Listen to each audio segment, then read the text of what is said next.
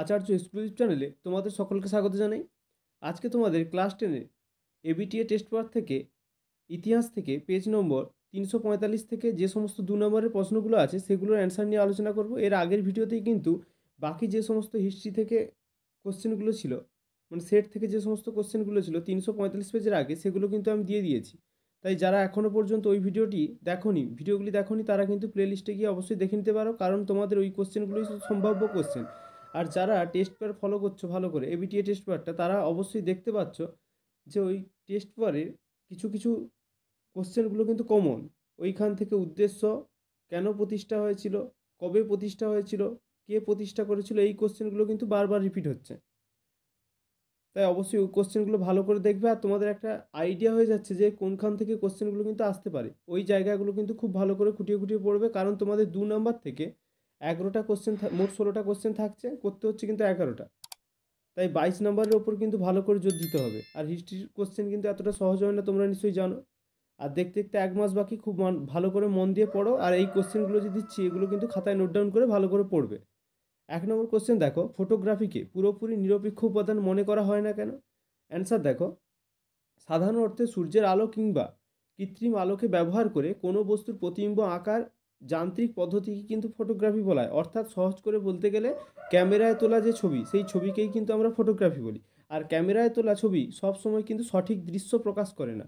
আমরা বাইরের দৃশ্য দেখে থাকি, কিন্তু অভ্যন্তরীণ ঘটনার সঙ্গে যে যোগসূত্র থাকে, হ্যাঁ, তা কিন্তু ওই ফটোগ্রাফিতে তোলা চিত্রে কিন্তু ধরা পড়ে না, পুরোপুরি ধরা পড়ে না। তাই একে কিন্তু নিরপেক্ষ উপাদান আমরা বলতে পারি না। 2 নম্বর কোশ্চেন দেখো, ব্রিটিশ সরকার কেন সাময়িকভাবে সোমপ্রকাশ পত্রিকার প্রকাশ বন্ধ করে দিয়েছিল?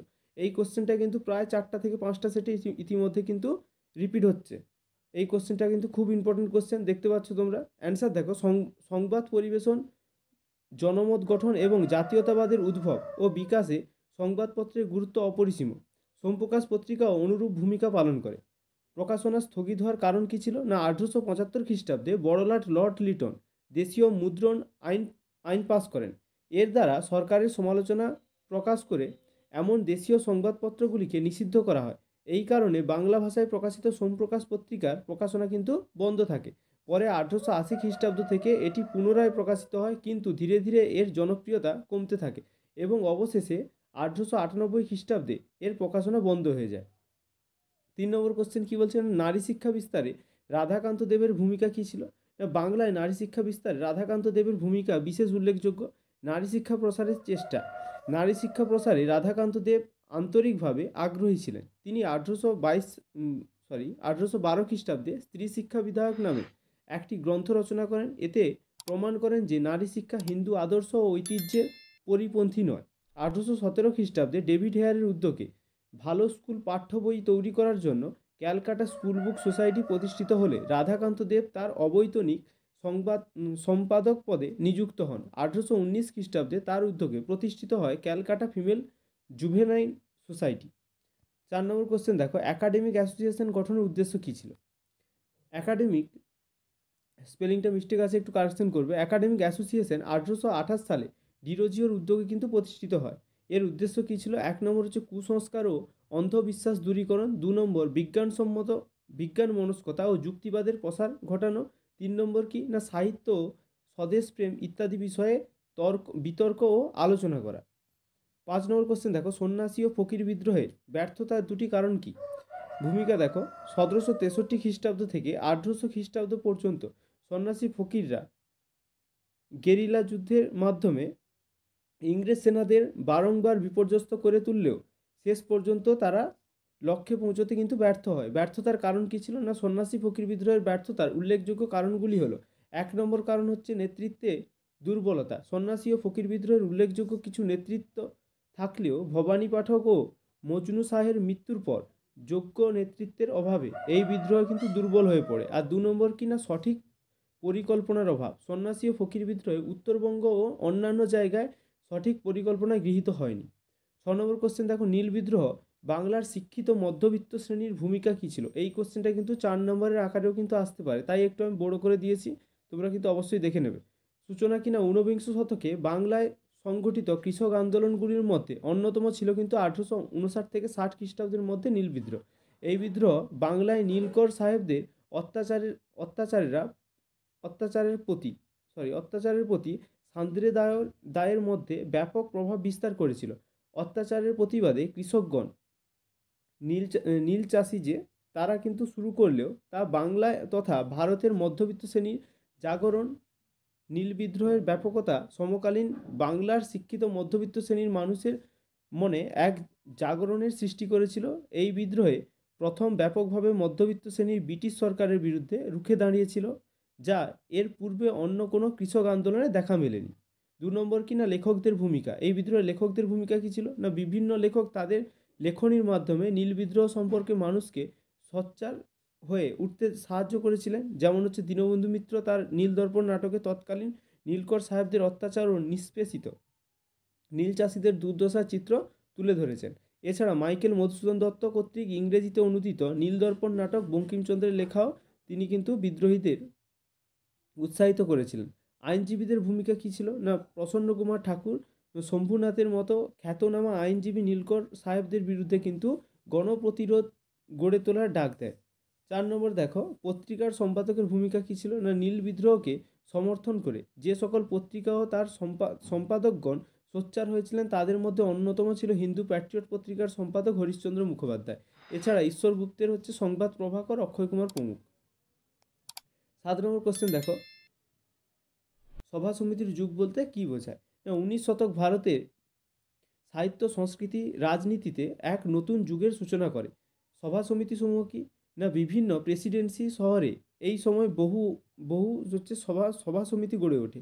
কলকাতা না বঙ্গ হিতকারী সভা, বঙ্গভাষা প্রকাশিকা সভা, British India society, British Indian association, Indian League, Indian অ্যাসোসিয়েশনের প্রভৃতি সমিতি কিন্তু এই সময় গড়ে উঠেছিল। বোম্বাইয়ে কি না বোম্বাই শহরে বোম্বাই নেটিভ অ্যাসোসিয়েশন, জাতীয় কংগ্রেস ইত্যাদি ছিল উল্লেখযোগ্য। মাদ্রাজে হচ্ছে মাদ্রাজ মহাজন সভা ছিল কিন্তু বিশেষ উল্লেখযোগ্য। এইভাবে ভারতের বিভিন্ন প্রান্তে সভা সমিতি ও তার শাখা গড়ে ওঠার জন্য অনিল শীল 19 শতককে সভা সমিতির যুগ বলেছেন। 8 নম্বর কোশ্চেন, এটাও খুব ইম্পর্টেন্ট কোশ্চেন, আনন্দমঠ উপন্যাস কীভাবে জাতীয়তাবাদী ভাবধারাকে উদ্দীপিত করেছিল না ভারতের জাতীয়তাবোধ বিকাশের ক্ষেত্রে বঙ্কিমচন্দ্র চট্টোপাধ্যায়ের আনন্দমঠ উপন্যাসটি কিন্তু বিশেষ উল্লেখযোগ্য। 76-এর মন্বন্তরে পটভূমিতে রচিত এই উপন্যাসটি 1882 খ্রিস্টাব্দে প্রকাশিত হয়।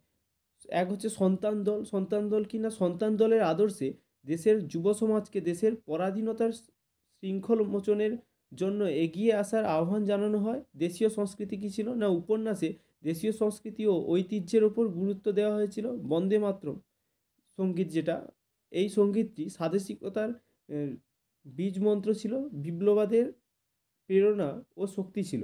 দেশের বৃহত্তম জনগোষ্ঠীকে উদ্বুদ্ধ করার ক্ষেত্রেও জাতীয়তাবাদ জাগরণের উপন্যাসটির কিন্তু বিশেষ ভূমিকা ছিল। আর একটা কথা তোমরা কিন্তু মন দিয়ে ভালো করে এই কোশ্চেনগুলো রেডি করো, কারণ 22 নম্বর কিন্তু কম নয়। ইতিহাস থেকে 22 নম্বরের তোমাদের টার্গেট রাখতে হবে, 10টি কিন্তু পেতেই হবে। আর 10টি পেয়ে যাবে এখান থেকে। ভালো করে যদি 8টা থেকে 10টা সেট যারা করবে তারা কিন্তু এখান থেকে 10টা 11টা পেয়ে যাবে, কারণ 2 নম্বরের কোশ্চেনগুলো কিন্তু এইখান থেকেই থাকবে। আর পর্ষদের টেস্ট পেপার পাওয়া মাত্রই কিন্তু ওখান থেকেও 7টা থেকে 8টা সেট কিন্তু ভালো করে করতে হবে। আর যদি জিওগ্রাফির কোশ্চেনগুলো পেতে চাও 2 নম্বরে, তাহলে কিন্তু অবশ্যই কমেন্টে জানিও। আর যারা ভালো করে মন দিয়ে পড়ছো এবং যারা সিরিয়াস এক্সামটাকে নিয়ে খুবই সিরিয়াস, তারা কিন্তু অবশ্যই চ্যানেলটিকে সাবস্ক্রাইব করে রাখবে, কারণ এই চ্যানেলে তোমাদের পর্ষদের টেস্ট পেপার এবং এবিটিএ টেস্ট পেপার থেকে যে সমস্ত 2 নম্বরের কোশ্চেনগুলো আছে হিস্ট্রি এবং জিওগ্রাফি থেকে, সেগুলো কিন্তু আমি আপলোড করে দেবো। আর কতটা উপকৃত হচ্ছে ভিডিওটা থেকে অবশ্যই কিন্তু তোমরা কমেন্ট করে জানাবে, কারণ এই কোশ্চেনগুলো কিন্তু বইতেও ঠিকঠাকভাবে দেওয়া নেই। তাই অবশ্যই কিন্তু এই চ্যানেলগুলো ভালো করে পড়বে, ভিডিওগুলো ভালো করে দেখে কিন্তু কোশ্চেনগুলো রেডি করে নেবে। 9 নম্বর বলছে দেখো স্কুল বুক সোসাইটি কেন প্রতিষ্ঠা করা হয়েছিল না ক্যালকাটা স্কুল বুক সোসাইটি প্রতিষ্ঠা 1817 খ্রিস্টাব্দে ডেভিড হেয়ার কলকাতায় ক্যালকাটা স্কুল বুক সোসাইটি কিন্তু প্রতিষ্ঠা করে।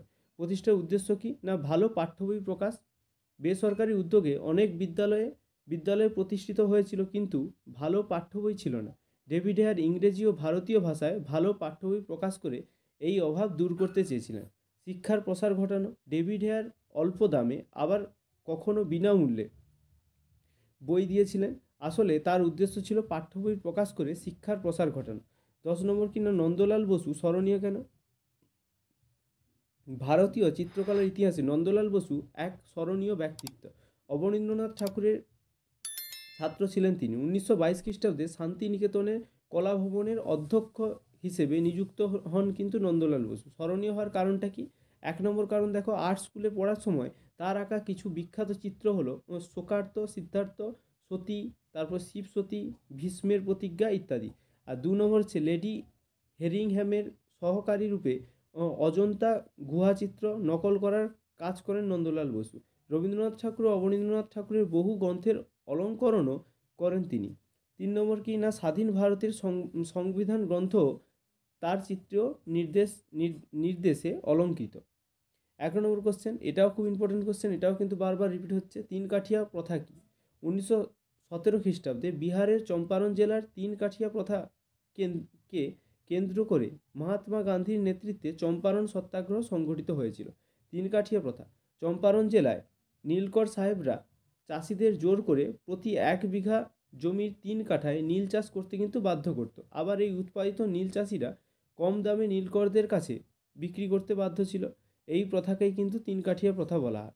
এটাও খুব ইম্পর্টেন্ট কোশ্চেন, 12 নম্বর কোশ্চেন, এটাও কিন্তু আগে রিপিট হয়েছে। নিখিল ভারত ট্রেড ইউনিয়ন কংগ্রেস কি উদ্দেশ্যে প্রতিষ্ঠিত হয়েছিল? অ্যান্সার দেখো, অ্যান্সারটা দেওয়া হয়নি, অ্যান্সারটা কিন্তু আগের ভিডিওতে কিন্তু দেওয়া আছে, অবশ্যই সেখান থেকে দেখে নেবে। 13 নম্বর কোশ্চেন দেখবে, লক্ষ্মী স্বামীনাথন কেন বিখ্যাত? না, ঝাঁসির রানী ব্রিগেড। নেতাজি আজাদ হিন্দ ফৌজের মধ্যে ঝাঁসির রানী ব্রিগেড নামে একটি নারী বাহিনী গড়ে তোলেন লক্ষ্মী স্বামীনাথন। এই ঝাঁসির রানী ব্রিগেডের নেত্রী ছিলেন লক্ষ্মী স্বামীনাথন। লক্ষ্মী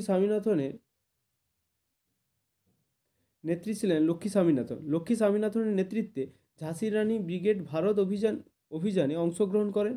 1945 খ্রিস্টাব্দে এই নারী বাহিনীকে ইম্ফল অভিযানে প্রকৃত যুদ্ধে নামানো হয়। লক্ষ্মী স্বামীনাথন ভারতের স্বাধীনতা সংগ্রামের সক্রিয় কর্মী হিসেবে ইতিহাসে বিখ্যাত হয়ে আছে।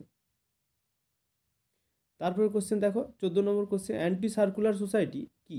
এই কোশ্চেনটাও কিন্তু বারবার রিপিট হচ্ছে। অ্যান্টি সার্কুলার সোসাইটি কেন প্রতিষ্ঠিত হয়েছিল? এই কোশ্চেনটা ছিল সেটে, আর এখান থেকে দিয়েছে অ্যান্টি সার্কুলার সোসাইটিটা কি। অ্যান্টি সার্কুলার সোসাইটি 1905 খ্রিস্টাব্দে বঙ্গভঙ্গের প্রতিবাদে ছাত্ররা ব্যাপকভাবে আন্দোলনে অংশগ্রহণ করে। ব্রিটিশ সরকার ছাত্রদের আন্দোলন থেকে দূরে রাখার জন্য ছাত্র বিরোধী Carlyle circular, Lyon circular, Pedler circular জারি করে এবং আন্দোলনে যোগদানকারী ছাত্রদের স্কুল কলেজ থেকে বহিষ্কার করে। সরকারের বিভিন্ন সার্কুলারের প্রতিবাদে 1905 খ্রিস্টাব্দের 4 নভেম্বর ছাত্রনেতা শচীন্দ্র প্রসাদ বসু অ্যান্টি সার্কুলার সোসাইটি কিন্তু প্রতিষ্ঠা করে। 15 নম্বর কোশ্চেন, রাজাকার কারা? রাজাকার দেশীয় রাজ্য হায়দ্রাবাদের শাসক ছিলেন নিজাম ওসমান আলী খান। হায়দ্রাবাদের শাসক মুসলমান হলেও এখানকার প্রজাদের 85% ছিল কিন্তু হিন্দু এবং তারা ভারতের সঙ্গে সংযুক্ত হওয়ার পক্ষপাতী ছিল।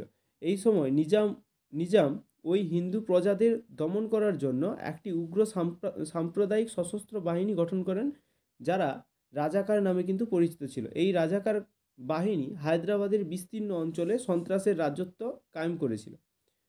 16 নম্বর কোশ্চেন এবং শেষ কোশ্চেন, দার কমিশন কেন গঠিত হয়েছিল? এই কোশ্চেনটা কিন্তু এর পরের যে সেটগুলো সেগুলোই কিন্তু আছে, তাই এটাও কিন্তু ইম্পর্টেন্ট কোশ্চেন। দার কমিশন বা দর কমিশন কিনা ভারতে ভাষাভিত্তিক প্রদেশ গঠন কতখানি কাম্য তা অনুসন্ধানের জন্য 1948 খ্রিস্টাব্দে গণপরিষদ একটি ভাষাভিত্তিক প্রদেশ কমিশন নিয়োগ করে। বিচারপতি এস.কে. দর এই কমিশনের নেতৃত্ব দেন, তাই একে কিন্তু দর কমিশন বলা হয়। আর এই দর কমিশনের গুরুত্ব কী ছিল এটাও দেখে রাখবে। 1 নম্বর পয়েন্ট দেখো, দর কমিশন তার রিপোর্টে ভাষার ভিত্তিতে রাজ্য গঠনের প্রস্তাবের বিরোধিতা করে বলে যে এর ফলে জাতীয় ঐক্য বিনষ্ট হতে পারে, এমনকি প্রশাসনিক দিক থেকেও তা অসুবিধাজনক। 2 নম্বর, এই কমিশনের রিপোর্ট অনুসারে গণপরিষদ সিদ্ধান্ত নেয় যে সংবিধানে রাজ্য পুনর্গঠনের ভাষাগত সূত্র রাখা হবে না। এই ছিল তোমাদের 343 পেজ থেকে 2 নম্বরের প্রশ্নের উত্তরগুলো। অবশ্যই এগুলো কিন্তু ভালো করে খাতায় নোট ডাউন করে পড়বে। আর একটা কথা, এই 1 মাস কিন্তু তোমরা ওই কাজ ছাড়া মানে পড়ার পারপাস ছাড়া কিন্তু ফোন থেকে দূরে থেকো, কারণ এই ফোনে আসলে তোমাদের ওই শর্টস দেখতে দেখতে, রিলস দেখতে দেখতে কিন্তু টাইম পাস হয়ে যায়। এটা কিন্তু সবাই করে, তোমরা নয়, আমার যে স্টুডেন্টরা বা আরও যে যারা পড়ছে মানে মাধ্যমিক দেবে, তারা কিন্তু ওইগুলো করতে করতেই কিন্তু সময়টা নষ্ট করে ফেলে। দেখতে দেখতে এই 1 মাস বাকি আছে, পড়বো করে করে কিন্তু আর 15 দিনে চলে আসে, আর তখন বলে কি পড়বো। ঠিক আছে, ওই চাপটা না নিয়ে যেই 1 মাস আছে এই 1 মাস কিন্তু ভালো করে পড়াকে দাও, দেখবে ভালো রেজাল্ট হতে বাধ্য। যখন তুমি তোমার কাজকে তোমার 100% দেবে সেখান থেকে তুমি কিন্তু বেনিফিট পাবে। অবশ্যই যদি ভিডিওটি ভালো লেগে থাকে একটা লাইক প্রদান করবে। আর এই রকম ভিডিও পেতে এবং 300 এর পরের যেটা আছে 2 নম্বরের কোশ্চেনগুলো 397 পেজে, ওইখান থেকে কিন্তু ভিডিওটা আমি পরের ভিডিওটা যেটা দেবো সেটাতে কিন্তু আপলোড করে দেবো। অবশ্যই চ্যানেলটিকে সাবস্ক্রাইব করে রাখবে। আর জিওগ্রাফি থেকে 2 নম্বরের কোশ্চেনগুলো দেখতে হলে কিন্তু প্লে লিস্টে চলে যাবে, এর পরের ভিডিওতেই কিন্তু আমি আপলোড করে দেবো 3-4টে সেট। Thank you.